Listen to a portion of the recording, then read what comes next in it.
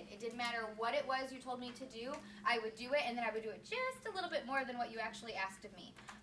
It is not the best quality to have if you want to have a lot of friends, because you always, and not in a I'm going to outdo you, but in a I was constantly, this is what you expected of me, and I want to do it a little bit more than what you expected because I'm a pleaser and I want you to be happy with me.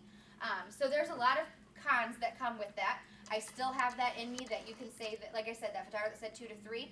No, I'm going to do 3 times that. I'm going to do 10 times that because that's that overachiever in me. So overachieve. Push yourself to whatever goal you set for yourself or whatever goal somebody else sets for you, and then push a little bit harder. Don't stop running. I played softball for the longest time, 14 years. Loved softball. My dad had 2 rules, okay? He was one of our coaches. Any of you that have ever had a parent coach or any sort of athletic team knows that that can be a blessing and a curse. His 2 rules, okay? One was leave it all on the field. So meaning at the end of the game, we should be completely tapped out, and everything we had, we left on the field.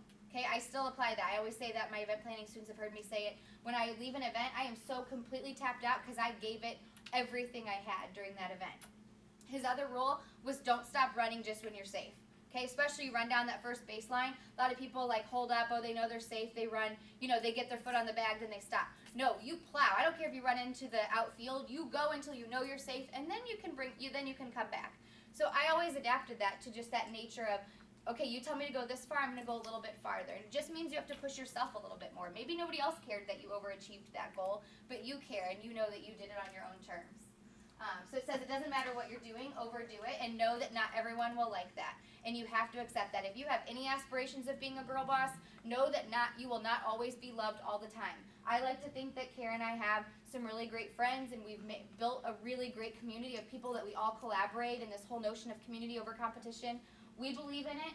Not everybody believes in it. There's times that you become the target. That's okay too, because it means you're doing something right. I think this is so important. If you think small, you'll be small. Okay? If you dream big, you'll be big. And it's not to say that you'll snap your fingers and you'll be big, but you'll constantly be thinking of what's next. How can I grow? How can I change? How can I adapt? 2 goals that I set for myself like I said, after I realized that my business was going to be more than just my creative outlet, my first goal I set for myself was I want to do 100 events in a year. Okay, and in about year 5 of my business, we hit 100 events. Karen, sorry. You're fine. Sorry.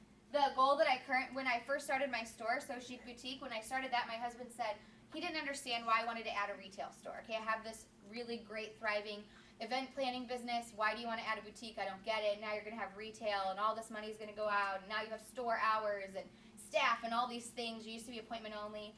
And I just said, I feel like there's something there that I can do. I feel like there's something special that I can create. And he still didn't understand. He didn't understand what I was going to sell. I don't get it. And I said, I want to be a younger, fresher version of Hallmark. That was the best way I could describe to him what my retail vision was. And so anytime now that I'm making decisions for my business, I have 2 new staff coming on board starting with me next week. It's a huge leap for me. I'm employing 2 girls 25 hours a week. I've never carried that much payroll. The most payroll I've ever carried in a week is 15, maybe 20 hours.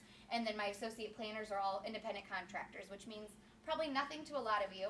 But having weekly payroll that now I'm responsible for paying somebody. Both of these girls are leaving full-time jobs to come on board with my little business. They're taking a huge leap of faith. Their husbands are helping them take this huge leap of faith. And now I have 50 hours of payroll every week, commission structures, all of that. I'm terrified.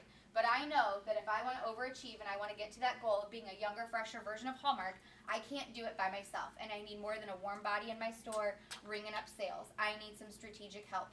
And I told my husband about 2 months ago, I was kind of at this turning point in my business, and I said, I either need to make a decision that makes me go big, bigger than I already am and bigger than I can even really fathom right now, or I need to accept where I'm at and just kind of cruise for a little bit, because I'm balancing all these things and I'm trying to figure out all these passions and I have a million other things I want to do.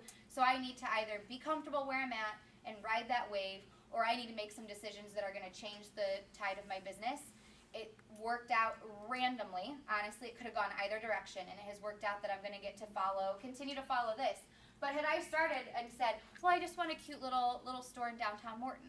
Well, I accomplished that the second I opened my door. I had a cute store. I was in downtown Morton. Done. Nope. I will never be this goal, and that is okay, because I'm going to keep pushing and pushing and pushing, because it's this big lofty goal that I'm going to keep going for.